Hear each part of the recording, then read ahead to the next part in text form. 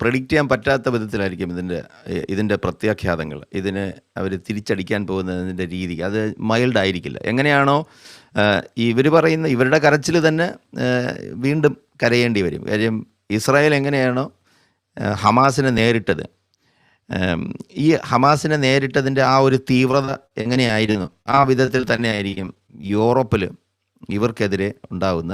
അത് ചിലപ്പം collective punishment ആയിരിക്കും. അതാണ് ഞാൻ നേരത്തെ പറഞ്ഞത്.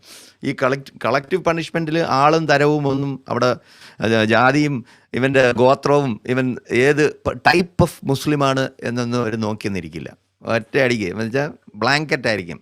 ആൻഡ് ദാറ്റ് ഈസ് ഇതിന് റീസൺ ഉണ്ടാക്കിയത്. നമ്മൾ ക്രിട്ടിസൈസ് ചെയ്യേണ്ടതിനെ യഥാക്രമത്തിൽ ആ സമയം നോക്കി ആ അവസരം കളയാതെ നല്ല രീതിയിൽ പോയിന്റുകൾ വെച്ച് നമ്മൾ ക്രിട്ടിസൈസ് ചെയ്ത് അവർക്ക് ലെജിസ്ലേറ്റീവ് പവർ ഉണ്ടാക്കാതിരിക്കാനുള്ള വാദങ്ങൾ എന്തുകൊണ്ട് ലിബറൽസ് എടുത്തില്ല?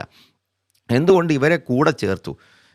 വെറുതെ വോട്ട് ബാങ്കിന് വേണ്ടി എന്തിനിങ്ങനെയുള്ള ഈ പറഞ്ഞ യാതൊരു മോഡേൺ സിവിലൈസ്ഡ് ഡെമോക്രാറ്റിക് വാല്യൂസും കൊണ്ട് നടക്കാത്ത ഈ ഒരു കൂട്ടം മനുഷ്യരെ നിങ്ങൾ എന്തിന് ഇത് ഇലക്ടറൽ പൊളിറ്റിക്സിലേക്ക് ഇവരെ കൊണ്ടുവന്നു? If they are asylum seekers they have to integrate into western civil society. അങ്ങനെ വെസ്റ്റേൺ സിവിൽ സൊസൈറ്റിയിലേക്കും വെസ്റ്റേൺ വാല്യൂസും ഇംബൈബ് ചെയ്യാത്ത ഒരു കൂട്ടം ഗോത്ര മനുഷ്യരെ നിങ്ങൾ ഈ യൂറോപ്യൻ രാജ്യങ്ങളിലേക്ക് കൊണ്ടുവരുന്നു. എന്നിട്ട് അവസാനം അവരോരോന്ന് അവരുടെ വിശ്വാസപ്രകാരവും അവരുടെ ഗ്രന്ഥങ്ങൾ എന്തൊക്കെയാണോ പഠിപ്പിക്കുന്നത് അതനുസരിച്ച് അവർ ഓരോന്ന് അവിടെ കാട്ടിക്കൂട്ടുന്നു, മനുഷ്യരെ കൊല്ലുന്നു.